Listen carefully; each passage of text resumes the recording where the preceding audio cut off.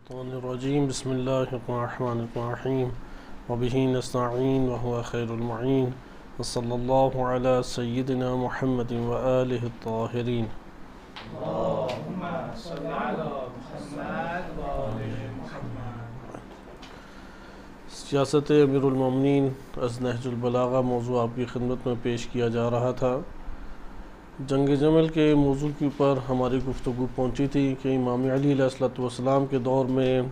ملکی اور ریاستی جو حالات تھے وہ انتہائی ناامن کر دیے گئے اور مختلف شورشیں اور مختلف طرح کے فسادات کو جنم دینے کی کوشش کی گئی۔ اس حوالے سے نہج البلاغہ کے ضمن میں ہم نے تفصیلی طور پہ اس موضوع کا مطالعہ کیا اور آپ نے گزشتہ دروس میں جنگ جمل اصغر کہ جس کو چھوٹی جنگ جمل یا جنگ جمل کا پہلا مرحلہ کہا جاتا ہے اس کو آپ نے مطالعہ کیا کہ اس میں جناب عثمان بن حنیف رضی اللہ عنہ کے معروف ترین صحابی رسول ہیں، ان کے ساتھ شدید ظلم و ستم کیا گیا، ان کے ساتھیوں کو قتل کیا گیا اور حکیم بن جبلہ رضی اللہ عنہ کے بعض اہل سنت نے انہیں صحابی شمار کیا ہے۔ کئی افراد کے ہاتھوں کے 70 یا 100 سے اوپر بعض نے تعداد لکھی ہے، ان کے ہمراہ بیت المال کی حفاظت کرتے ہوئے شہید کر دیے گئے۔ اس حوالے سے جنگ جمل اصغر کو آپ نے ملاحظہ کیا کہ بصرہ جیسے قیمتی ترین شہر کے اوپر حضرت عائشہ اور لشکر طلحہ و زبیر کا قبضہ ہو گیا۔ اس ضمن میں تاریخی بعض معاملات یا تاریخی بعض اوراق کو ہمیں پڑھنا ضروری ہے، لیکن ہم تیزی سے اس کی جانب سے گزر جائیں گے، اور وہ جانب یہ ہے کہ سیف کی جو روایات ہیں اس کے اندر بہت ساری چیزوں کو جھوٹے طور پہ داخل کیا گیا ہے۔ تجزیہ تحلیل کی صورت میں ہمارے سامنے آشکار طور پہ آتا ہے کہ سیف کو خود اہل سنت اور تشیع دونوں ہی قبول نہیں کرتے، اگرچہ تاریخ میں مورخین نے بہت ساری اس کی روایات کو اور اس کے واقعات کو داخل کر دیا، لیکن اس کے شخصیت، جھوٹی شخصیت، منافقانہ عمل اور اس کی ایک غیر دینی چہرے کی وجہ سے اہل سنت شیعہ دونوں نے اعتراضات کیے ہیں۔ اگر آپ اس نوعیت کی تاریخ میں، قدیم تاریخی کتب میں اس نوعیت کی معلومات پڑھیں کہ جس سے ظاہر ایسا ہوتا ہے کہ بصرہ والے حضرت عثمان کے قتل میں شریک تھے، یا بصرہ کے اندر وہ فتنے اجاگر موجود تھے، یا بصرہ میں حکیم بن جبلہ رضی اللہ عنہ نے حضرت عائشہ کو گالیاں دیں، برا بھلا کہا اور وہاں پہ فتنہ برپا کرنے کی کوشش کی، تلوار نکال کے لے آئے، اس طرح کی باتیں ساری سیف نے بیان کی ہیں، اور یہ ساری کی ساری اس کی طرف سے گھڑی گئی ہیں، اور بہت سارا حصہ طبری نے بھی اس میں داخل کر لیا ہے۔ لہٰذا سیف کی روایات کو بڑے غور و فکر کے ساتھ اور دقت کے ساتھ لینا پڑے گا۔ تاریخ میں ہم ویسے ہی اس کی کسی بات کو بھی قبول نہیں کر سکتے۔ اب اہل سنت نے سیف کی انہی باتوں کو لے کے، حالانکہ قابل قبول نہیں ہے، شدید اس کے اوپر تنقید ہے، اسے جھوٹا کہا گیا ہے، کاذب کہا گیا ہے، حتیٰ کہ بعض نے منافقت کا اس کے اوپر الزام لگایا ہے، متہم ہے وہ کئی چیزوں سے، لیکن یہی حضرت عائشہ کی وہ برا بھلا کہنا، گالیاں دینا، حضرت عثمان کے قتل میں آگے آگے شریک ہونے کے باتیں، یہ بعض اہل سنت نے کہ جو صحیح سند روایات کے لینے کے عادی ہیں، لیکن تعصب چونکہ نہیں دیگر جگہوں سے ابھرتا اور ان جگہوں سے تعصب کا اظہار ہو سکتا ہے، اس لیے ان باتوں کو لے کے حکیم بن جبلہ کے خلاف بھی زبان درازی کی، عثمان بن حنیف حالانکہ صحابی رسول ہیں ان کے حوالے سے بھی کوئی حوصلہ افزا باتیں نہیں کی گئیں، اور مظلوم اگر دکھایا ہے تو حضرت عائشہ اور لشکر طلحہ و زبیر کو مظلوم دکھانے کی اس میں کوشش کی گئی ہے، جبکہ طبری کے انہی اوراق میں دوسری تصویر کشی موجود ہے، اور وہ جو دوسری تصویر کشی موجود ہے وہ مکتب اہل بیت علیہ السلام میں جو تاریخ وارد ہوئی ہے اس سے بھی سازگار ہے، ان مقدس شخصیات کے اپنی شان و شوکت اور ان کی دینی شخصیت سے بھی سازگار ہے، اور دیگر جو اہل سنت کی کتب تاریخ ہیں اس سے بھی سازگار ہے۔ لہٰذا سیف کی اس جگہ پہ ہم تھوڑا تفصیلی مطالعہ کر سکتے تھے، لیکن آپ کی خدمت میں صرف اشارہ کرنا مقصود تھا کہ اگر آپ اردو میں طبری کا مطالعہ کرتے ہیں یا الکامل فی التاریخ ابن اثیر جزری کا مطالعہ کرتے ہیں یا کسی اور کتاب میں، ممکن ہے بعض شیعہ کتب میں بھی، کیونکہ شیعہ کتب میں اکثر بیشتر جو تاریخ لی گئی ہے وہ اہل سنت سے ہی نقل کی گئی ہے، اگر سیف کی روایات آئیں تو اولاً وہ ناقابل قبول ہے، ضابطہ پہلا یہی ہے کہ قابل قبول نہیں ہے۔ اگر سیف کی کوئی روایت کو قابل قبول تاریخ کے میدان میں، حدیث میں تو بالکل ہی نہیں وہ قابل قبول، اگر تاریخ میں کسی جگہ پہ اس کی روایت کو یا اس کی گفتگو یا بات کو لیا گیا ہے تو اس جگہ پر بھی ہمیں تجزیہ تحلیل کرتے ہوئے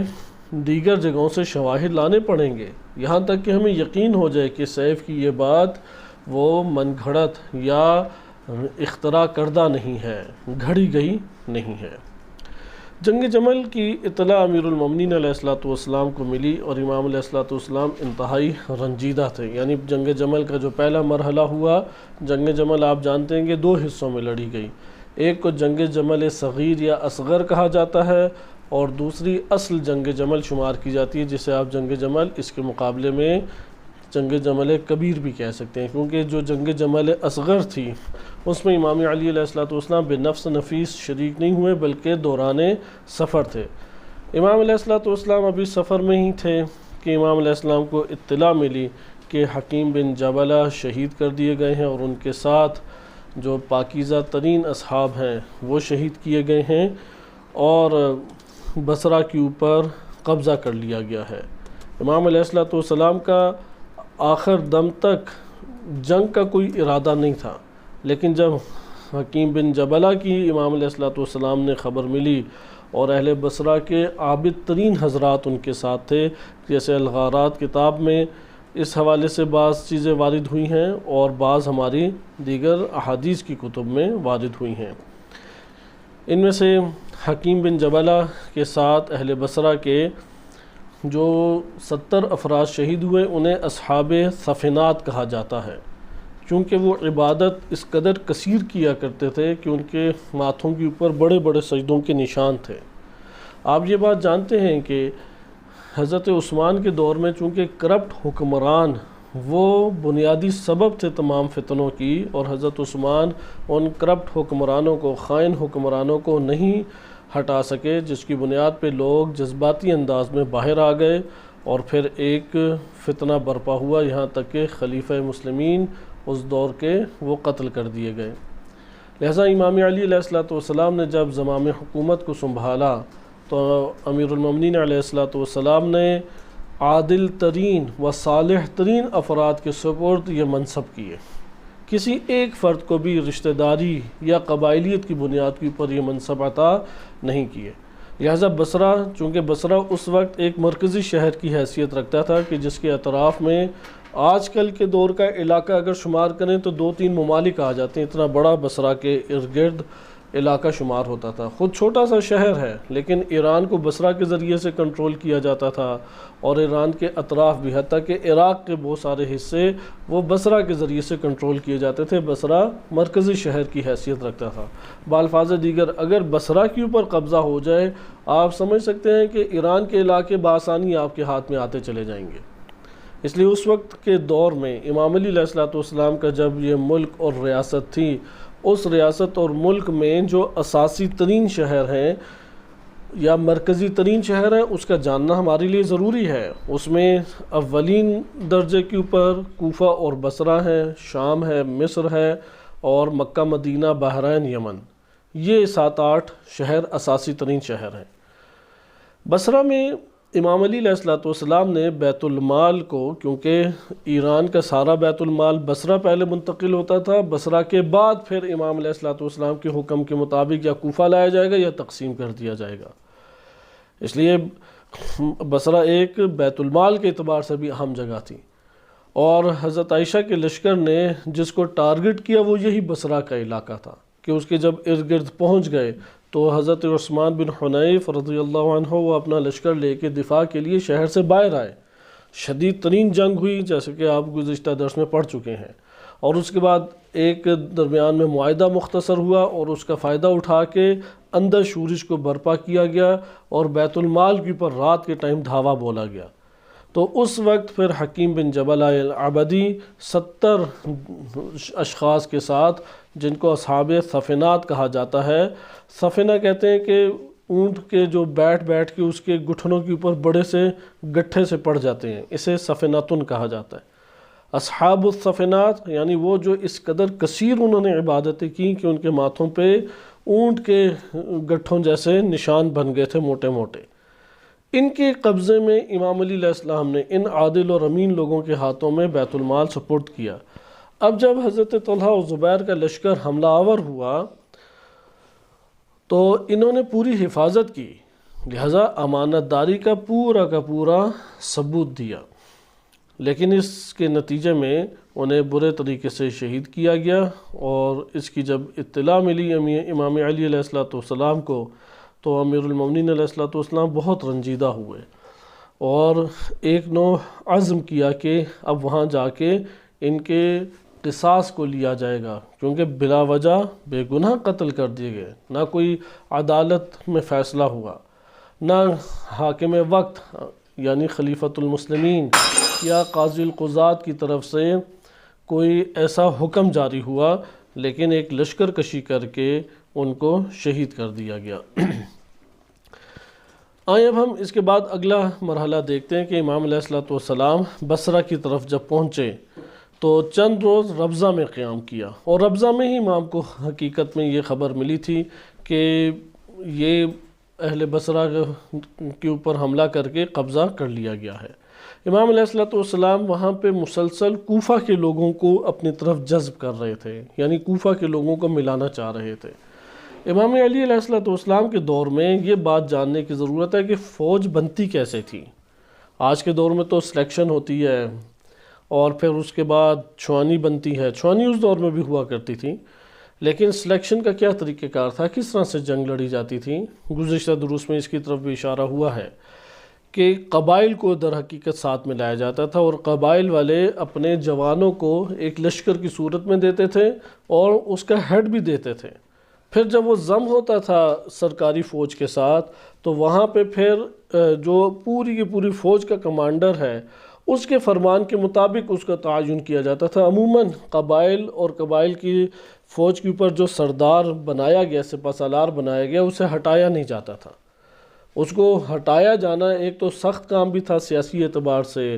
نمبر 2 عموماً اس میں مداخلت خلیفۃ المسلمین یعنی جو اس وقت مسلمانوں کے اوپر خلیفہ ہیں ان کی اجازت سے عموماً یہ کام ہوا کرتا تھا۔ اب امام علی علیہ السلام جب کوفہ تشریف لے جا رہے ہیں تو مدینہ سے کوفہ تقریباً 1000 یا ممکن ہے اس سے اوپر کلومیٹر فاصلہ ہے، وہاں سے تو وہ ایک بہت بڑی فوج لے کے نہیں جا سکتے،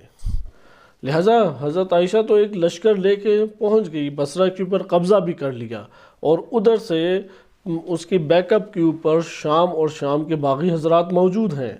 اور پلان بھی یہی تھا کہ بصرہ اور بصرہ سے پیچھے سارے کے سارے علاقے فتح کر لیے جائیں تو یہ آدھی ریاست اس دور کی بنتی ہے، یعنی آدھا ملک ان کے ہاتھ میں آ جاتا۔ اب امام علیہ السلام ڈائریکٹ تو بصرہ نہیں پہنچ سکتے تھے، اس لیے ایک علاقہ ہے ذیقار۔ ایک تو امام علیہ السلام دریائے فرات کے کناروں سے ہوتے ہوئے گئے، تمام میدانی علاقوں سے نہیں گئے، لہذا واسط ایک علاقہ ہے، وہاں سے امام علیہ السلام داخل ہوئے۔ آپ عراق کے صرف واسط واو الف سین طا وہ لکھیں گے اور عراق لکھیں گے تو نقشے میں آ جائے گا واسط علاقہ،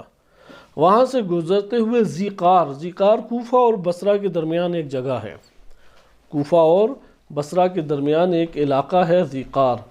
امیر المومنین علیہ السلام نے ذیقار میں آ کے پڑاؤ کیا، واسط سے ہوتے ہوئے ذیقار میں آ کے پڑاؤ کیا۔ امام کی اصل فوج جہاں سے بننی تھی وہ علاقہ کوفہ کا تھا، کوفہ سے امام علیہ السلام کی فوج نے تیار ہونا تھا۔ امام علیہ السلام سے پہلے حضرت عثمان کے دور سے ہی کوفہ کے جو حاکم تھے وہ ابو موسیٰ اشعری چلے آ رہے تھے۔ امیر المومنین علیہ السلام کی خواہش یہ تھی کہ کوفہ یعنی تاریخ کی کتب سے جو ہمارے سامنے آتا ہے کہ کوفہ کے اوپر جناب مالک اشتر رضی اللہ عنہ کو حاکم بنا دیا جائے، لیکن جو جناب موسیٰ مالک اشتر نے بعض مشورے دیے، اس کی بنیاد پہ وقتی طور پہ حضرت موسیٰ اشعری کو رکھا گیا۔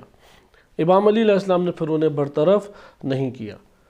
اب جب امام راستے میں ہے تو بار بار خط بھیج رہے ہیں کہ کوفہ کے لوگ آمادہ ہوں، کیونکہ آبادی بہت بڑی تھی، ابھی بھی اتنی آبادی نہیں ہے، 1,00,000 افراد سے اوپر کی آبادی تھی کوفہ کی۔ ابھی بھی کوفہ کے اندر 1,00,000 آبادی نہیں، 40,000 یا بہت ہوئی تو 50,000 آبادی اس کی ہوگی۔ تو یہاں سے قبائل نے اگر 10,000 بھی 1,00,000 سے اوپر جو آبادی موجود ہے، یا آپ 1.5 آبادی کہہ لیں، اس میں سے اگر 10 یا 6,000 فوج کے افراد بھی امام علی علیہ السلام کو میسر آ جائیں تو بصرہ قبضے میں آرام سے آ سکتا تھا۔ اب یہاں پہ امام علیہ السلام قبل اس کے کہ ذیقار پہنچیں، خواہش ان کی تھی کہ وہاں پہ ایک آمادہ لشکر تیار ہو جائے اور وہ لشکر ذیقار میں ان سے پہلے پہنچا ہو یا ان کے اشارے کے اوپر پیش قدمی کر چکا ہو۔ لیکن ہوا یہ کہ وہاں پہ حضرت موسیٰ اشعری نے ٹال مٹول شروع کر دی۔ امام کا خط پہنچتا، لوگوں کو سناتے ہی نہیں تھے، اس کے بالکل برعکس لوگوں کو خبر دیتے۔ اس لیے ایک خط جو تاریخ طبری میں واقع ہوا ہے، میں پہلے وہ خط آپ کی خدمت میں ذکر کر دوں کہ حضرت اہل کوفہ کے نام امام علی علیہ السلام کا یہ خط ہے کہ طبری نے ذکر کیا ہے کہ امام فرماتے ہیں بسم اللہ الرحمن الرحیم، میں تم لوگوں کو سب سے بہتر سمجھتا اور تمہارے درمیان رہنا پسند کرتا ہوں۔ حوصلہ افزائی کر رہے ہیں اہل کوفہ کی، کیونکہ مجھے تمہاری دوستی کا اچھی طرح علم ہے، اور مجھے اس کا بھی علم ہے کہ تم اللہ عز و جل اور اس کے رسول صلی اللہ علیہ وسلم سے بے پناہ محبت کرتے ہو۔ جو شخص میرے پاس آئے گا اور میری مدد کرے گا، اس نے حق کو قبول کیا اور اس فریضے کو، وظیفے کو ادا کیا جو اس کے ذمے میں تھا۔ بس امام فرما رہے ہیں کہ میری طرف آؤ تم لوگ۔ اب حضرت موسیٰ اشعری کا جو واقعہ ہے کہ نہج البلاغہ سے ہم گزشتہ درسوں میں بھی پڑھ چکے ہیں کہ ان کے کردار کے بارے میں۔ اب یہ جنگ جمل کا آغاز ہو رہا ہے، بصرہ کے اوپر قبضہ ہو چکا ہے اور ابو موسیٰ اشعری وہاں پہ فوج بھیجنے کے لیے آمادہ اور تیار نہیں ہے۔ امام علیہ السلام نے کئی افراد کو بھیجا وہاں پہ، جناب عمار یاسر کو بھیجا اور ان کے ساتھ امام حسن مجتبیٰ علیہ السلام کے ہمراہ جناب عمار یاسر کو بھیجا، یا بعض مواقعوں پہ محمد ابن ابی بکر رضی اللہ عنہ کو بھیجا اور ان کے ساتھ محمد بن عون کو بھیجا۔ اس طرح مختلف افراد کو بھیجتے رہے۔ آخر میں مالک اشتر اور عمار، چونکہ عمار در حقیقت ایک فوجی شخصیت تھی، شجاع ترین، یعنی عمار کی 2 خصوصیات ان کی زندگی میں بہت واضح اور بارز ہیں۔ ہم ایک درس نہج البلاغہ کے زمرے میں فقط جناب عمار کی شخصیت پہ پڑھیں گے، کیونکہ جناب عمار کی شخصیت امام علی علیہ السلام کی خلافت میں جنگ جمل سے ظاہر ہونا شروع ہوئی، اور جنگ صفین میں اس شخصیت اپنی سعادت جس کی تلاش میں پوری زندگی وہ پھرتے رہے، یعنی مقام شہادت تک وہ پہنچ گئی۔ جناب عمار یاسر در حقیقت ایک فوجی شخصیت ہیں۔ بعض ہوتے ہیں نا، بعض کا تعارف ہوتا ہے فقیہ، جیسے جناب سلمان فارسی، سلمان محمدی رضی اللہ عنہ، ان کا کیا چہرہ ہے؟ علمی چہرہ ہے۔ جناب ابو ذر غفاری ان کا ہے کہ ڈٹ جانے والے ہیں، یعنی ایوانوں میں، حکمرانوں کے ایوانوں میں صدائے حق بلند کرنے والے۔ جنگوں کے اندر ہمارے سامنے بہت کارنامے ان کے ظاہر نہیں ہوئے، یعنی تاریخ نے ذکر نہیں کیا، لیکن ایوانوں میں صدائے حق کو بلند کرنے والے اور معیار حق کے اوپر کسی قسم کے سمجھوتے کو قبول نہ کرنے والے، یہ جناب ابو ذر غفاری رضی اللہ عنہ کا چہرہ ہے۔ جناب عمار یاسر کا کیا چہرہ ہے؟ ان کا سب سے پہلا چہرہ ہے جنگوں میں استقامت۔ کسی بھی مرحلے میں جنگوں میں، چاہے دشمن کا فوجی حملہ ہو یا دشمن کا نفسیاتی حربہ ہو جو شکوک و شبہات میں ڈال کے لشکر کو توڑنا ہے، ہر دو میں پہاڑ کی مانند یا پہاڑ سے بھی زیادہ استقامت کے حامل جناب عمار یاسر رضی اللہ عنہ ہمیں نظر آتے ہیں۔ دوسری شخصیت ہے، انتہائی عبادت گزار تھے، انتہائی زاہد اور عابد تھے، یعنی عبادت کی اوج کے اوپر پہنچے ہوئے تھے کہ زیادہ تر وقت ان کا مسجد میں گزرتا تھا، ایک ذرہ کسی کے اوپر ظلم کرنا گوارا نہیں کرتے تھے۔ کوئی گالم گلوچ کرے، کوئی مار کٹائی کرے، یہ حلیم ذات حلم کے ساتھ مظاہرہ کرتی تھی۔ لہذا جناب عمار یاسر کو امیر المومنین علیہ السلام، جناب مالک اشتر وہ ایک غضب کی تصویر ہے، یعنی نبی صلی اللہ علیہ وسلم کے غضب کا نمونہ جس طرح امام علی علیہ السلام ہیں، امیر المومنین علیہ السلام کے غضب کا نمونہ جناب مالک اشتر ہے۔ لہذا آخر میں ابو موسیٰ اشعری کو سمجھانے کے لیے عمار یاسر اور مالک اشتر کو بھیجا امام علی علیہ السلام نے۔ آئے اب ہم اس کو تاریخ تبری سے دیکھتے ہیں، کیونکہ اہل سنت کی تاریخ تبری جھوٹ سچ دونوں کا ایسا مرکب ہے کہ ایک عام بندہ اسے نہیں جان سکتا۔ آپ ایک صفحے میں کچھ پڑھ رہے ہیں، اگلے صفحے میں اسے برعکس نظر آئے گا، آپ کو نہیں سمجھ آئے گی پہلی مانو بعد کی مانو۔ بہت ساری جگہوں پہ خود گھڑی ہوئی باتیں اس طرح سے سجا کے پیش کی گئی ہیں کہ انسان اسے سچ سمجھنے لگ جاتا ہے۔ لیکن ہمارے پاس تاریخ کے سب سے قدیمی ماخذ بھی یہی کتابیں ہیں، تو چونکہ تاریخ تبری قدیمی ترین ایک وسیع کتاب ہے، اس لیے ہم اس سے پڑھ رہے ہیں، وإلا اس کا یہ مطلب نہیں ہے کہ اس میں سب کچھ سچ لکھا ہوا ہے۔ بہت قابل تنقید کتاب ہے اور بہت زیادہ اس کے اندر گھڑا کیا ہے اہل بیت علیہ السلام کے خلاف، خصوصاً امام حسن مجتبیٰ علیہ السلام، امام علی علیہ السلام، ان کی شخصیات کو بہت گرایا گیا ہے۔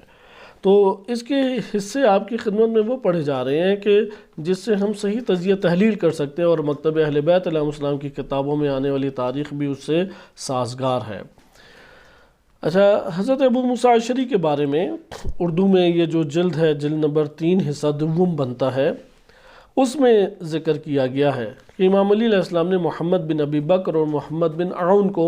کوفہ روانہ کی۔ یہ پہلے ہیں کہ جو کوفہ آئے، دونوں پہنچ گئے تو ابو موسیٰ اشعری کے پاس جمع ہوئے اور جنگ میں شرکت کے لیے پہلے مشورہ کیا۔ تو ابو موسیٰ اشعری نے کہا کہ آخر تم آخرت چاہتے ہو یا دنیا؟ اگر آخرت چاہتے ہو تو پھر اپنی جگہ بیٹھے رہو، اور اگر دنیا کے طلبگار ہو تو جاؤ جنگ میں شریک ہو جاؤ۔ اگر تمہیں آخرت پسند ہے، یعنی دین پسند ہے، دین یعنی آخرت، دین کا تقاضا مجھ سے پوچھتے، یہ ہے موقف ابو موسیٰ اشعری جو کہ امام علی علیہ السلام کی جانب سے حاکم ہے کوفہ جیسی جگہ پہ۔ تو امام نے وہاں پہ بندے بھیجے کہ یہ ہمارے اس اسلامی ملک کے اندر امن و امان کی جو صورتحال ہے اس کو خراب کیا جا رہا ہے، اور بعض افراد انہوں نے ایک ایسے نعرے کو بہانہ بنایا ہے کہ جو ان سے کسی قسم کا تعلق نہیں رکھتا، بلکہ اگر اس کا فیصلہ ہو تو یہی جو آواز اٹھانے والے ہیں یہ مجرم کے طور پہ فہرست میں آ جائیں گے، لسٹ میں آ جائیں گے۔ یہ لوگ بصرہ کے اوپر آ کے حملہ کر چکے ہیں، کئی مومنین کو جن کا درجہ صحابہ اور تابعین کا تھا انہیں بے دردی سے قتل کیا گیا ہے، ان کے گھرانوں کو ویران کر دیا گیا ہے، ان کے بیویوں کو بیوہ اور بچوں کو یتیم کر دیا گیا ہے، مال کو بیت المال کو لوٹ لیا انہوں نے حملہ کر کے۔ تو اس کے مقابلے میں لشکر چاہیے۔ اب یہاں پہ ابو موسیٰ اشعری کی رائے دیکھیں، وہ کیا ابو موسیٰ اشعری نے آگے سے کہا کہ اگر تم آخرت چاہتے ہو تو اپنی جگہ پہ بیٹھے رہو، اور اگر دنیا کے طلبگار ہو تو بے شک اس جنگ میں شریک ہو جاؤ۔ جب محمد بن ابی بکر کو اور محمد بن عون کو ابو موسیٰ اشعری کا مشورہ پتہ لگا تو انہوں نے برا بھلا کہنا شروع کر دیا، یعنی یہ تبری کے الفاظ ہیں۔ اب مقابلے میں برا بھلا کہنا شروع کر دیا، یعنی یہ ظاہر کرنا چاہ رہے ہیں کہ محمد بن ابی بکر نے ہی خطا کی، اس جگہ پہ غلطی محمد بن ابی بکر کی تھی غالباً، جبکہ خلیفہ راشد امام علی علیہ السلام ہیں، فوج موجود ہے، پولیس اس دو موجود ہے، قوانین اس جگہ پر موجود ہیں، سب سے بڑے قاضی عالم اسلام کے امیر المومنین علیہ السلام ان کی ہستی موجود ہے، لیکن ابو موسیٰ اشعری کا اپنا ایک فیصلہ ہے۔ اس پر ابو موسیٰ اشعری نے کہا کہ خدا کی قسم عثمان کی بیعت میری گردن میں پڑی ہوئی ہے اور تمہارے ساتھی کی گردن میں بھی پڑی ہوئی ہے جس نے تمہیں یہاں روانہ کیا ہے۔ اگر ہم جنگ کریں تو اس وقت جنگ کریں گے جب قاتلین عثمان قتل کر دیے جائیں اور ان میں سے ایک شخص بھی زندہ نہ بچے۔ یہ وہی اہل بصرہ والا بہانہ ہے، جو اہل بصرہ والوں کا موقع تھا بصرہ کے اوپر جنہوں نے قبضہ کیا، انہی کی یہ بات ہے۔ امام علی علیہ السلام نے 36 ہجری آخری ربیع الاول کو ربیع الثانی کے آخر میں مدینہ کو ترک کیا اور وہاں سے روانہ ہو گئے۔ اب روانگی کے بعد بعض مراحل ہیں، بعض قبائل سے گزرے، ہم اس کو ترک کرتے ہیں۔ اس کے بعد آگے دیکھتے ہیں کہ محمد بن ابی بکر کی کوفہ کی طرف روانگی کے ضمن میں کچھ بیان کیا گیا ہے، اور امام علی علیہ السلام کی کئی خطبے ہیں، ان خطبوں کو بھی ابھی آپ کی طرف سے ترک کیا جاتا ہے، کیونکہ ایک تفصیل اس میں ہمارے پاس مزید تفصیل آ جائے گی۔ اس ضمن میں ایک اور پہلو کہ امام علیہ السلام جب وارد ہوئے، واسط سے گزر گئے، تو لوگ تڑپتے تھے امام علی علیہ السلام کی زیارت کرنے کے لیے۔ ایک کتاب لکھی گئی ہے جو طبری سے بھی قدیمی کتاب ہے، اور اس کتاب کا نام بھی ہے وقعۃ الجمل۔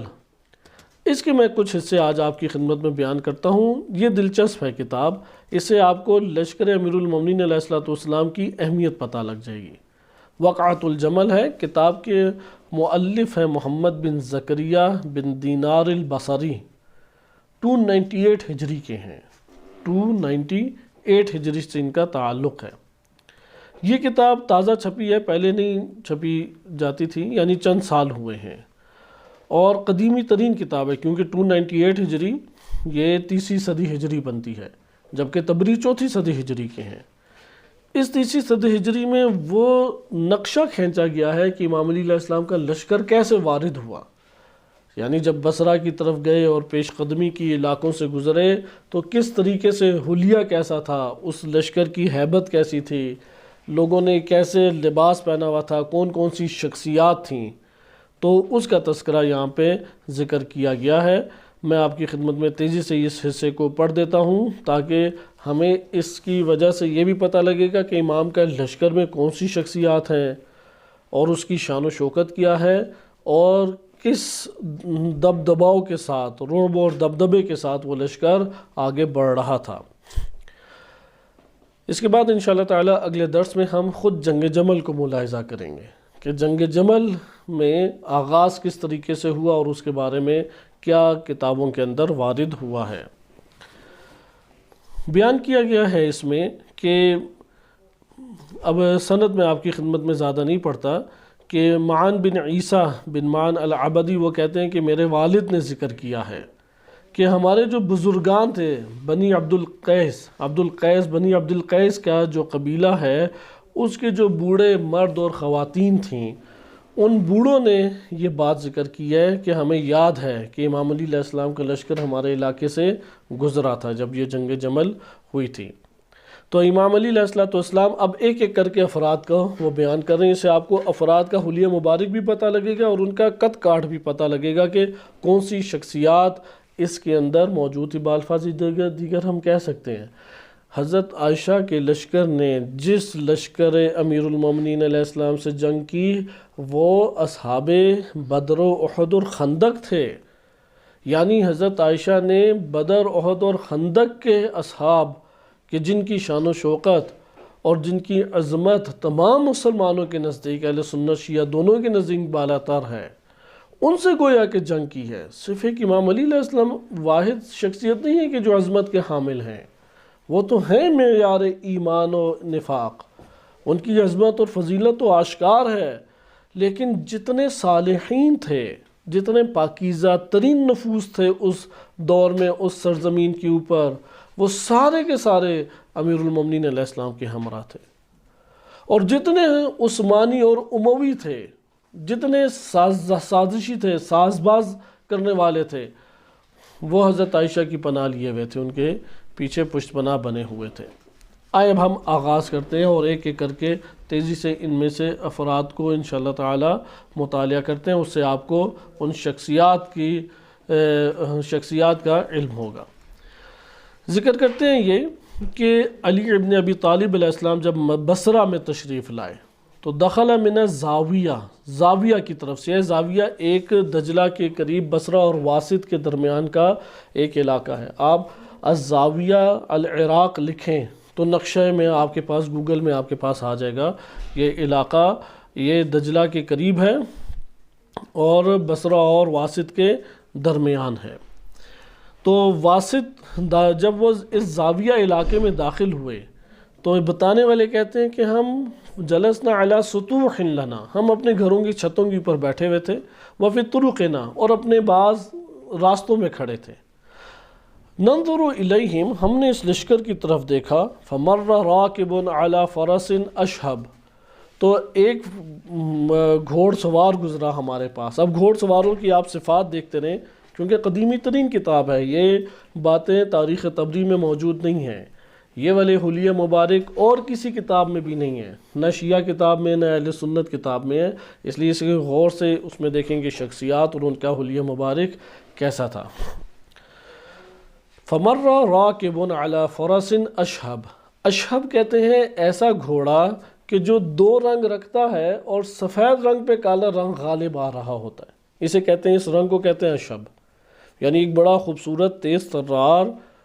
قیمتی گھوڑا، جس گھوڑے کا رنگ کالا اور سفید ہو لیکن کالا رنگ جو ہے وہ غالب آتا دکھائی دے رہا ہو۔ تو اس نوعیت کے گھوڑے کے اوپر وہ سوار ہے، علیہ قباء،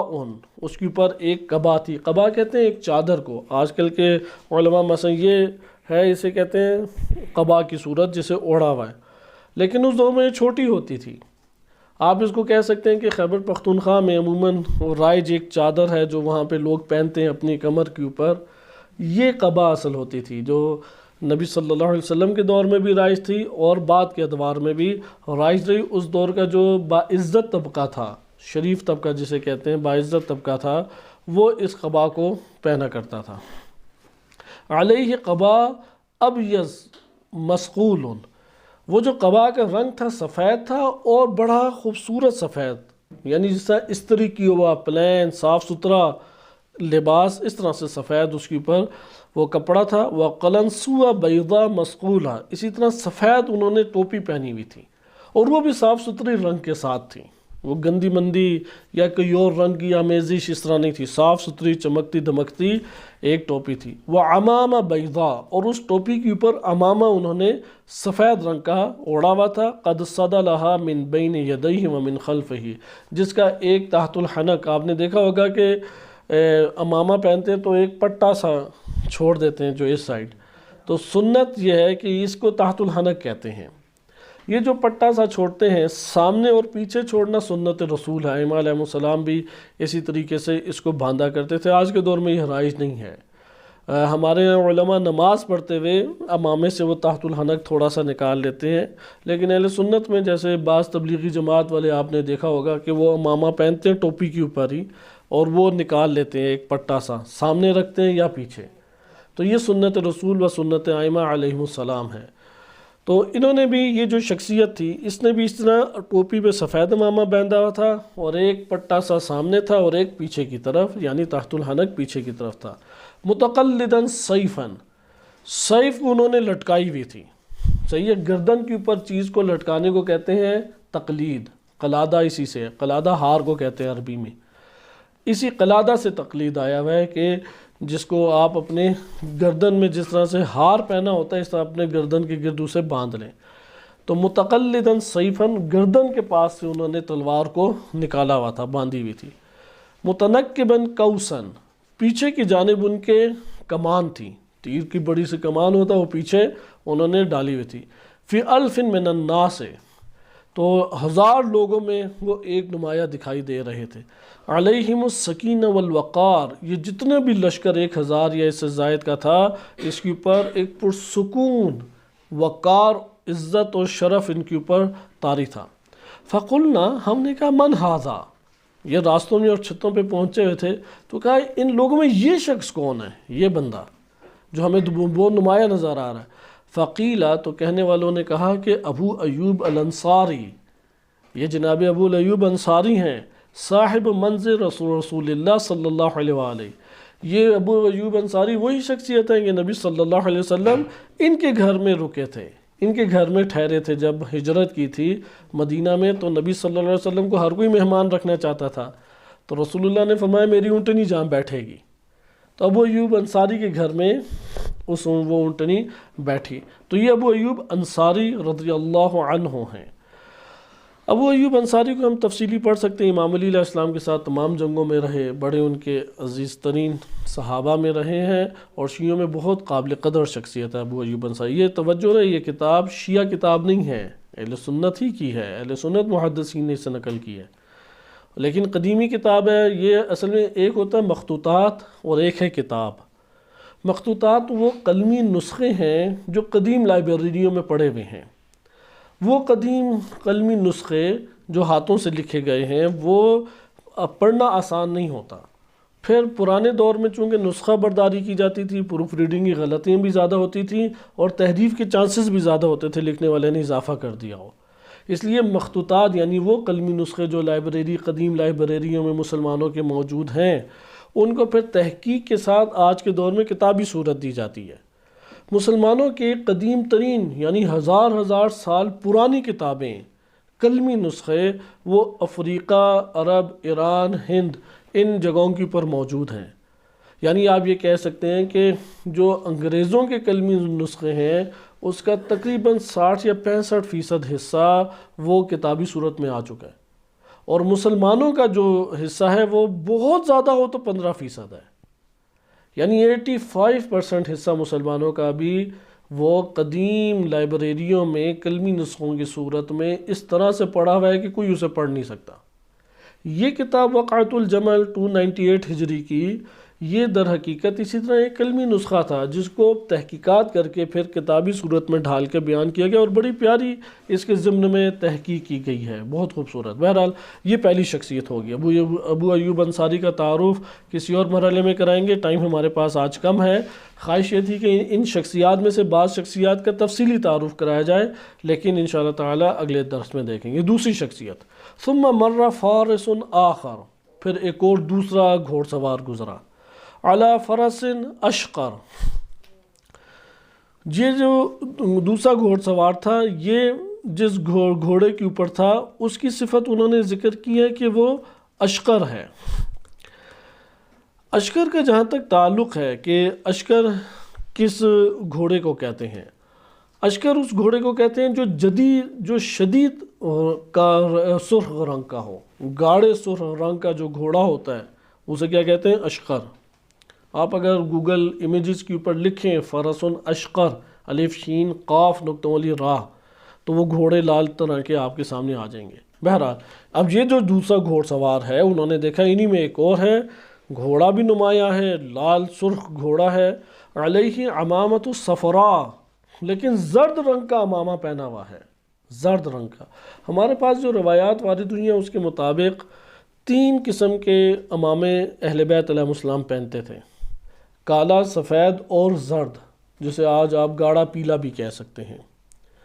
لیکن جو زیادہ پہنتے تھے وہ کالا ہے، جو کبھی کبھی پہنتے تھے وہ سفید ہے، اور جو بہت قلیل پہنتے تھے وہ زرد ہے۔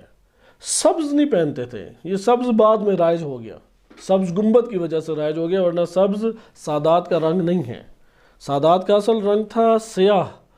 لیکن یہ عباسیوں نے استعمال کیا تو اس کی وجہ سے پھر یہ ختم ہو گیا ان کی طرف۔ تو بہرحال زرد رنگ کا امامہ پہنا ہوا تھا، قد صدلہا من بین یدیہ ومن خلفہ، تو جو امامہ اڑا ہوا تھا دائیں سامنے کی طرف تحت الحنک تھا اور بائیں طرف پیچھے کی طرف، متقلداً سیفاً، یہ بھی گردن میں سے گزار کے تلوار، جو سامنے تلوار تھی اور پیچھے کی جانب متنکباً قوساً، اور پیچھے کی جانب یہ کمان تھی، فی جمع من الناس، لوگوں کے درمیان یہ شخصیت، فقلنا من ھذا، یہ کون ہے؟ فقیل عقبہ بن عامر الجہنی، یہ اہل بدر میں سے عقبہ بن عامر الجہنی۔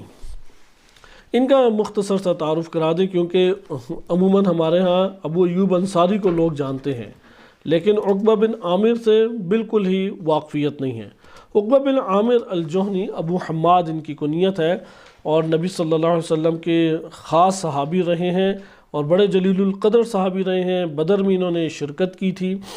تو یہ امام علی علیہ السلام کی طرف تشریف لائے، اور 58 ہجری میں ان کی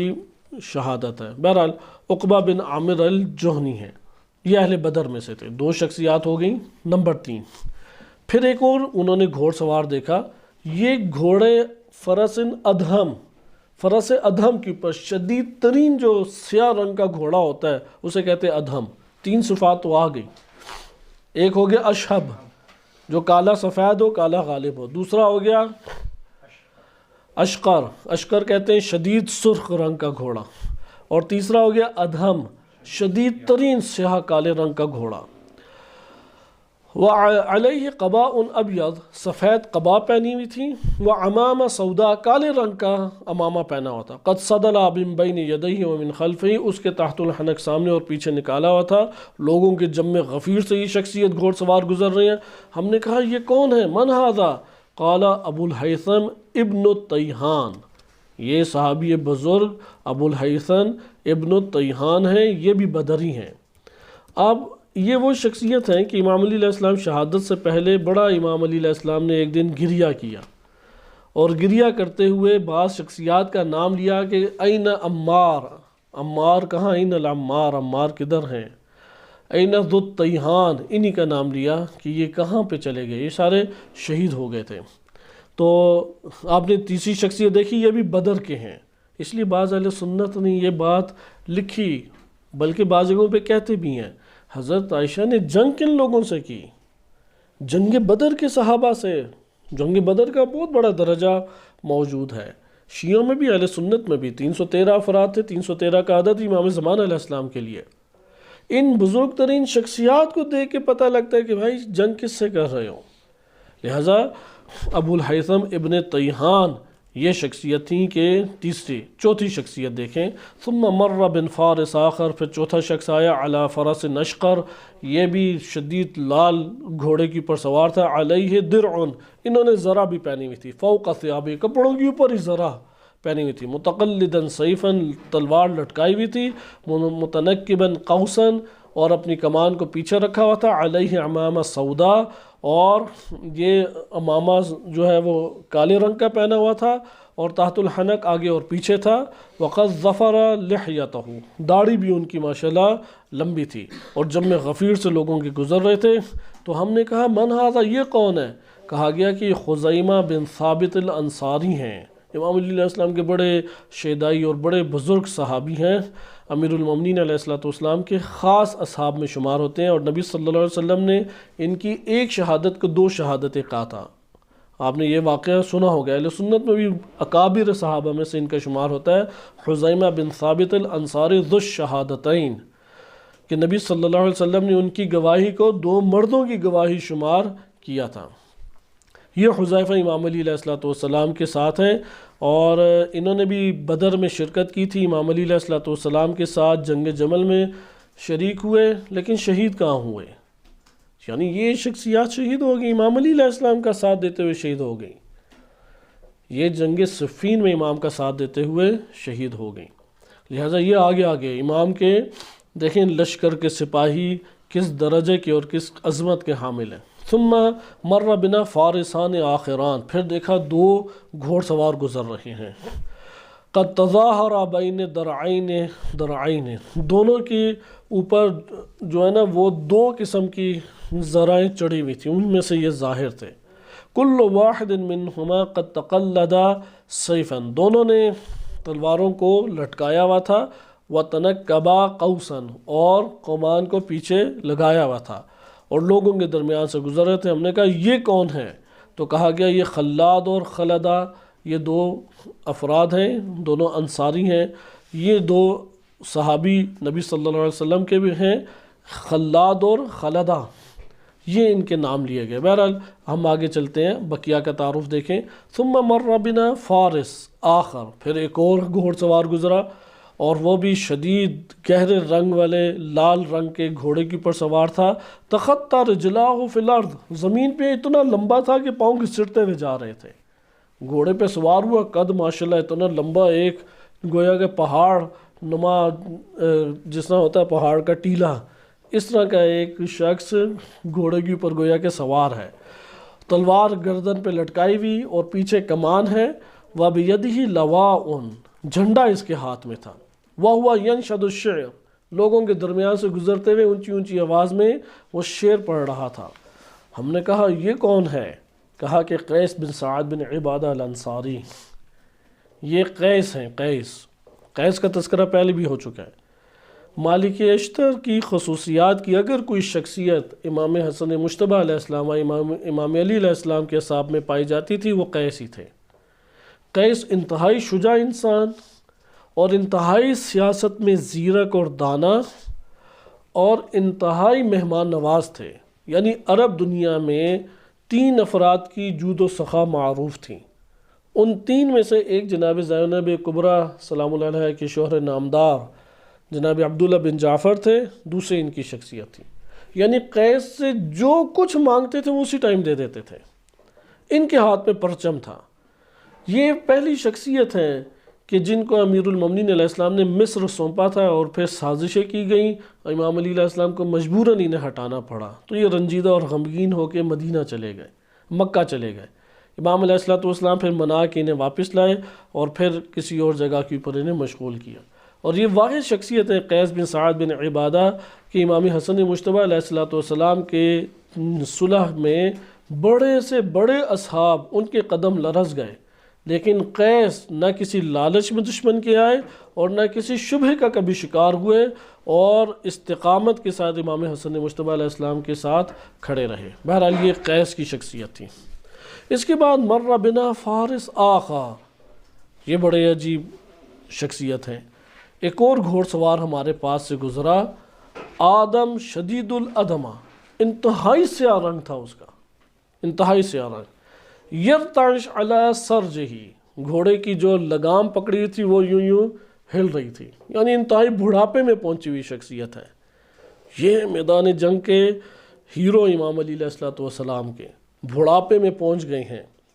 لیکن علی علیہ السلام کی نصرت سے ہٹنے کے لیے ایک لحظے کے لیے بھی تیار نہیں ہے۔ یرتعش علی سرجہ، کہ بڑھاپے کی وجہ سے ارتعاش ان کے ہاتھ میں آیا ہوا تھا، کپ کپاہٹ۔ علیہ درع، زرہ پہنی ہوئی تھی، متقلدا سیفا، تلوار لٹکائی ہوئی تھی کہ ایک علی علیہ السلام کے اشارے پہ تلوار نکال کے آگے بڑھ جائیں۔ متنکبا قوسا، انہوں نے کمان پیچھے باندھی ہوئی تھی۔ علیہ عمامہ بیضاء، اور سفید رنگ کا عمامہ اوڑھا ہوا تھا۔ بین عینیہ سجادۃ، آنکھوں کے درمیان میں موٹے موٹے سجدوں کی وجہ سے گڑے پڑے ہوئے تھے۔ کانہا رکبۃ عنز،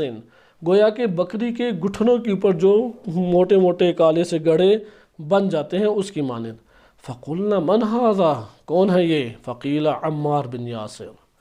یہ عمار بن یاسر ہیں، یہ شان عمار کی شان ہے۔ ثم مر فارس آخر، پھر لوگوں نے کہا ایک اور گھوڑ سوار، ایک نمونہ ہمارے سامنے عظیم نمونہ آیا۔ حسن الوجہ، بڑا خوبصورت چہرہ تھا۔ علی فرس ادہم، کالے سیاہ ترین گھوڑے کے اوپر سوار تھا۔ علیہ عمامہ سودا، سیاہ رنگ کا عمامہ پہنا ہوا تھا، تلوار گردن پہ لٹکائی ہوئی، کمان کو پیچھے کمر کے ساتھ جوڑا ہوا۔ ہم نے پوچھا یہ کون ہے؟ کہا گیا کہ عبیداللہ بن عباس بن عبد المطلب، امیر المومنین علیہ السلام کے چچا زاد بھائی یمن کے والی تھے۔ پھر ایک اور ہمارے سامنے چہرہ آئے، یہ بنی ہاشم کے ہیں۔ جب حسن الوجہ آئے تو آپ دیکھیں بنی ہاشم کے افراد کا سلسلہ شروع ہو جاتا ہے۔ حسن الوجہ، ایک اور ہمارے سامنے گھوڑ سوار آیا، بڑا خوبصورت چہرہ۔ علیہ درع، زرہ پہنی ہوئی تھی۔ قد تظاہرہ بثوب خز، کہ وہ جو ان کے کپڑے تھے خز کے پہنے ہوئے تھے، خاص لباس ہے، لباس خز انہوں نے پہنا ہوا تھا۔ متقلدا سیفا، تلوار لٹکائی ہوئی، کمان انہوں نے اپنے پیچھے لٹکائی ہوئی، سیاہ رنگ کا عمامہ پہنا ہوا تھا۔ ہم نے کہا کہ یہ کون ہے؟ کہا گیا کہ عبداللہ بن جعفر بن عبد ابی طالب ہیں، یعنی جناب زینب سلام اللہ علیہ کے شوہر نامدار عبداللہ بن جعفر۔ ثم مر بنا جماعت شاب شاکین فی الصلاح علی خیل، کہ پھر ہمارے سامنے ایک جماعت آئی، یعنی گھوڑے کے اوپر 2 افراد، 2 الگ الگ گھوڑوں کے اوپر جوان بیٹھے ہوئے تھے۔ ہم نے کہا کہ یہ 2 جوان گھوڑوں پہ سوار کون ہیں؟ تو کہا کہ یہ محمد و عون ہیں، جعفر کے بیٹے، یعنی عبداللہ بن جعفر کے بیٹے محمد اور عون۔ ثم مر بنا جماعہ عدل اول، اس کے علاوہ پھر ایک اور جماعت ہمارے پاس سے آئی۔ اب یہ لوگ زیادہ لوگ تھے، افراد جمگٹا سا بنا ہوا تھا۔ ہم نے کہا یہ کون ہے؟ کہا کہ یہ جناب عقیل کی اولاد ہیں ہاشمیوں میں سے،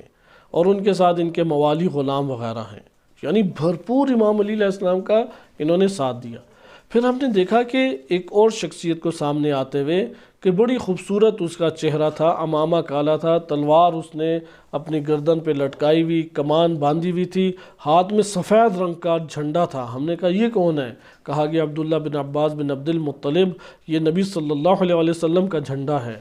آپ کی طرف ذہن میں یہ ہونا چاہیے کہ روایات اہل بیت علیہ السلام میں وارد ہوا ہے، جب جنگ جمل تھی تو امیر المومنین علیہ السلام نے خصوصی طور پہ رسول صلی اللہ علیہ وسلم کا پرچم کھولا تھا اور وہ لہلایا گیا۔ تو اس کے بعد جب جنگ صفین آئی تو فوراً کہا گیا جلدی سے رسول اللہ کا پرچم لایا جائے، تو امیر المومنین علیہ السلام نے منع فرما دیا اور فرمایا کہ اب یہ پرچم امام مہدی علیہ السلام آ کے کھولیں گے۔ اس کے بعد وہ کبھی نہیں کھلا، صرف جنگ جمل میں حضرت عائشہ کے سامنے حجت تمام کرنے کے لیے رسول صلی اللہ علیہ وسلم کا پرچم وہ عیاں کیا گیا۔ یہ پرچم حضرت عبداللہ ابن عباس رضی اللہ عنہ کے ہاتھ میں تھا۔ اس طرح سے لکھا گیا ہے کہ 100 افراد گزر گئے اور ان سب کی شان اسی طریقے سے تھے کہ بعض جو ہیں وہ خچر کے اوپر سوار ہیں، بعض دیگر ہیں وہ سوار ہیں گھوڑوں کے اوپر، اور اس طریقے سے ایک شان کے ساتھ چل رہے ہیں، اور سب کا آپ نے انداز دیکھا فوجی انداز تھا۔ یعنی اس وقت بھی یہ رعایت کی جاتی تھی جیسے اگر بندوق ہو تو ایک طرف ہوتی ہے تو تلواریں ساروں کی ایک طرف ہی تھیں اور کمان ساروں کی ایک طرف، کوئی بھی اپنی جگہ سے ہل نہیں رہا تھا۔ یعنی دور سے منظر دیکھیں تو ایک ترتیب سے تلوار اور کمان ایک ساتھ آپ کو نظر آئے گی۔ پھر کہتے ہیں کہ یقدمہم رجل علی بغلہ شہبا، ہم نے یہ دیکھا کہ ایک شخص ہے جو آگے بڑھ رہا ہے، ان سب میں آگے بڑھ رہا ہے، اور ایک خچر جس کا نام ہے شہبا اس کے اوپر سوار ہے۔ علیہ درع، زرہ اس نے پہنی ہوئی ہے، عمامہ سودا، کالے رنگ کا عمامہ پہنا ہوا ہے، متقلداً سیفاً، گردن کے اوپر تلوار ہے، بیدہ قضیب، اور ایک ہاتھ میں ڈنڈا سا ہے، یتحذر بہ، جس کے ذریعے سے وہ چلاتے ہیں یا حاضر کرتے ہیں۔ علی یمینہ شاب حسن الوجہ، یمین شمال آپ جانتے ہیں دائیں طرف ایک انتہائی خوبصورت جوان ہے، لہو ذؤابۃ سائلۃ بین کتفیہ، کہ ان کی ایک قسم کی آپ یہ کہہ لیں کہ دونوں جو ہیں کندھوں کے درمیان ایک قسم کے بالوں کی تھوڑے لمبے سے بال سے ہیں۔ اذا حاجت فیہا الریح، کہ جب ہوا چلتی ہے، ضربت خدیہ یمینا و شمالا، تو یہ ہوا پھر وہ بالوں کو اڑا کے کبھی اس کے دائیں طرف پھینکتی ہے کبھی بائیں طرف پھینکتی ہے۔ وعلی یسارہ شاب، اور بائیں طرف بھی ایک جوان ہے، یہ شخص درمیان میں ہے، دائیں طرف ایک جوان بائیں طرف ایک جوان، حسن الوجہ، انتہائی خوبصورت چہرہ، لہو ذؤابۃ سائلۃ، وہ بھی اسی طرح سے نرم و ملائم بال ہیں، وہو مثل الاول، پہلے کی طرح، شاکین فی السلاح، سلاح کو انہوں نے اٹھایا ہوا ہے، وبین یدیہ شاب احدث منہ، اور ان کے سامنے ایک تیسرا جوان بھی جو ان سے زیادہ جوان تر ہے، یعنی عمر چھوٹی ہے اس کی، بیدہ رایۃ سودا، اس کے ہاتھ میں کالے رنگ کا جھنڈا ہے۔ قلنا من ھذا ومن ھؤلاء، یہ جو سب سے آگے ان میں چل رہا ہے یہ کون ہے اور یہ تین کون ہیں؟ فقیلا، یہ جو سب سے آگے چل رہا ہے، ھذا علی بن ابی طالب علیہ السلام، یہ امیر المومنین علیہ السلام ہے، وھذا الحسن جو دائیں طرف ہے، وھذا الحسین جو بائیں طرف ہے، وھذا محمد بن حنفیہ، ان کے ہاتھ میں، کیونکہ جنگ جمل کے لشکر کا سپہ سالار امیر المومنین علیہ السلام نے محمد بن حنفیہ کو بنایا تھا، اور جو محمد بن حنفیہ کے ہاتھ میں ہے وہ بھی جھنڈا نبی صلی اللہ علیہ وسلم کا پرچم ہے، اس کا نام ہے عقاب۔ وَهَذَا الدَّرْعُ الَّذِي عَلَيْهِ دَرْعُ رسول اللہ ذات الفضول، وہ جو ذات الفضول جنگ ہوئی تھی اس میں نبی صلی اللہ علیہ وسلم نے جو زرہ پہنی تھی وہ امام علی علیہ السلام نے زرہ پہنی ہوئی تھی۔ وَهَذَا السَّيْفُ ذُو الْفِقَارِ، اور امیر المومنین علیہ السلام کے ہاتھ میں جو تلوار تھی وہ ذو الفقار تھی۔ وَهَذَا قَضِيبُهُ مَمْشُوق، اور وَهَذِهِ الْبَغْلَةُ دُلْدُلْ، اور جو ان کے ہاتھ میں وہ ڈنڈا ٹائپ تھا وہ بھی ممشوق نام تھا، نبی صلی اللہ علیہ وسلم کا تھا، اور جو خچر تھا وہ بھی رسول اللہ صلی اللہ علیہ وسلم کا تھا جس کا نام دلدل تھا، اور وہ ھذا فرس ثقب الذی علیہ الحسن، امام حسن مصطفیٰ علیہ السلام جس گھوڑے کے اوپر تھے اس کا نام تھا ثقب، یہ بھی نبی صلی اللہ علیہ وسلم کا گھوڑا تھا۔ اور جس کے اوپر امام حسین علیہ السلام تھے اس کا نام تھا مرتجز، وہ بھی نبی صلی اللہ علیہ وسلم کا گھوڑا تھا۔ وَهَذَا فَرَسُ الْبَحْرِ، اور محمد ابن حنفیہ جس کے اوپر تھے اس گھوڑے کا نام تھا بحر۔ یہ جب زاویہ کی طرف چلا تو لوگ جو ہیں امر الناس فنزلوا ونزل معهم، تو لوگ آگے ان کے استقبال کے لیے مل گئے اور اس طریقے سے پھر آگے بڑھے۔ اور انہی میں سے پھر بقیہ شخصیات کا تذکرہ ہے کہ اہم ترین شخصیات جو تھیں وہ میں نے آپ کی خدمت میں اس کا بیان کیا، حتیٰ کہ بعض ایسے افراد تھے کہ جنہوں نے گردن کے اوپر قرآن کو بھی ڈال کے لے کے آئے ہوئے تھے، اور آغاز اسی سے ہوا۔ آغاز جنگ جو تھی اس میں جب دونوں آگے آمنے سامنے ہو گئے تو یہ لشکر امام علی علیہ السلام کا ذیقار میں رکا، ذیقار سے پھر آگے بڑھا اور بصرہ کے مقام کے اوپر جنگ ہوئی، ایک علاقے میں جنگ ہوئی۔ ذیقار کے اوپر امام علی علیہ السلام کا ایک خطبہ ہے، نہج بلاغہ میں ایک خطبہ ہے، ہم گزشتہ دروس میں تکرار کے ساتھ وہ پڑھ چکے ہیں، اس کو دوبارہ انشاءاللہ اگلے درس میں آپ کی خدمت میں تکرار کیا جائے گا۔ اس خطبے کا آغاز ایسا ہے، ذیقار میں بیٹھے ہوئے تھے، جوتا اٹھایا ہوا تھا امام علی علیہ السلام نے، تو اس کو سی رہے تھے، گانٹھ رہے تھے۔ تو ابن عباس سے کہا کہ اے ابن عباس، کیا قیمت ہے اس کی تمہاری نظر میں، کیا کہتے ہیں لوگ اس کے بارے میں؟ تو ابن عباس نے کہا کہ مولا اس کے اوپر اتنے پیوند لگے ہوئے ہیں، اتنے پیوند لگے ہوئے ہیں، اس کی کیا قیمت ہونی ہے؟ یہ تو کوئی خریدنے والا نہیں، آپ پھینک دے تو اٹھائے گا کوئی نہیں۔ تو امام علیہ السلام نے فرمایا قسم بخدا یہ جو حکومت ہے تمہاری، میری نظر میں اس کی قیمت اور اس کی حیثیت اس جوتے سے بھی بدتر اور کمتر ہے۔ اگر مظلوم کو اس کا حق دینا اور حق کا پرچم بلند کرنا مقصود نہ ہوتا، آگے خطبہ ہے اس کا نچوڑ بیان کر رہا ہوں آپ کی خدمت میں، کہ اگر حق کا پرچم بلند کرنا اور مظلوم کا حق دینا اور یہ وظائف میرے اوپر نہ ہوتے تو کبھی بھی میں اس حکومت کے اوپر نہ آتا اور اس کی زمام اپنے ہاتھوں میں نہ لیتا۔ میری نظر میں اگر تم ان وظائف کو ہٹا کے حکومت پوچھو تو اس جوتے سے بھی کم تر اس کی حیثیت ہے کہ پاکستان میں آج لوگ مرے جا رہے ہیں اس کے لیے، اپنے بڑھاپوں کو انہوں نے تباہ برباد کر دیا، اپنی زندگیوں کو تباہ برباد کر دیا۔ وہ کہتے ہیں یہ جوتا میری نظر میں تمہاری اس حکومت سے قیمتی تر ہے۔ یہ جو جنگ جس کے لیے یہ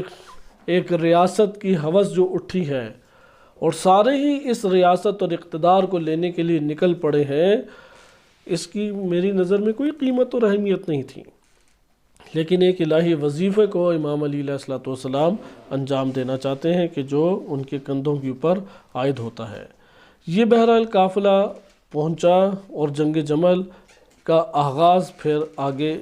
اس طریقے سے ہوا۔ انشاءاللہ تعالی اگلے درس میں ٹکراؤ دونوں لشکروں کا، کہ ابھی تو ہم اس درس میں اتنا پہنچے کہ بصرہ میں لشکر امیر المومنین علیہ السلام پہنچ گیا، اس کی شان کیا تھی، اور ابو موسیٰ اشعری چونکہ وہ بھی واقعہ ہم پہلے پڑھ چکے ہیں، اگلے درس میں ہم تیزی سے اس کو دہرائیں گے کہ ابو موسیٰ اشعری کو پھر ایک قسم کا انتہائی پریشرائز کرنا پڑا، اور جناب مالک اشتر نے ان کے گھر کے اوپر پھر دھاوا بولا، اور پھر وہاں پر ایک قسم کی ہیبت اور ان کی شخصیت کا جو اثر ہے وہ توڑا گیا، اور پھر امام علی علیہ السلام کے لیے کوفہ سے پھر ایک بھاری لشکر تیار ہوا۔ ذیقار میں آ کے وہ کوفہ کا لشکر امام علی علیہ السلام سے پیوست ہوا، اور پھر آگے بصرہ کی طرف انہوں نے پیش قدمی کی، آمنے سامنے دونوں لشکر ہو گئے۔ جب آمنے سامنے دونوں لشکر ہوئے تو امیر المومنین علیہ السلام نے 1000 بار، یعنی محاورتاً اگر کہا جائے کہ بارہا یہ کوشش کی کہ جنگ نہ ہو اور صلح ہو جائے، بارہا یہ کوشش کی، لیکن کیا ہوا اس کے نتیجے میں انشاءاللہ تعالی یہ اگلے درس میں ہم ملاحظہ کریں گے۔ اور صلی اللہ علی سیدنا محمد وآلہ الطاہرین۔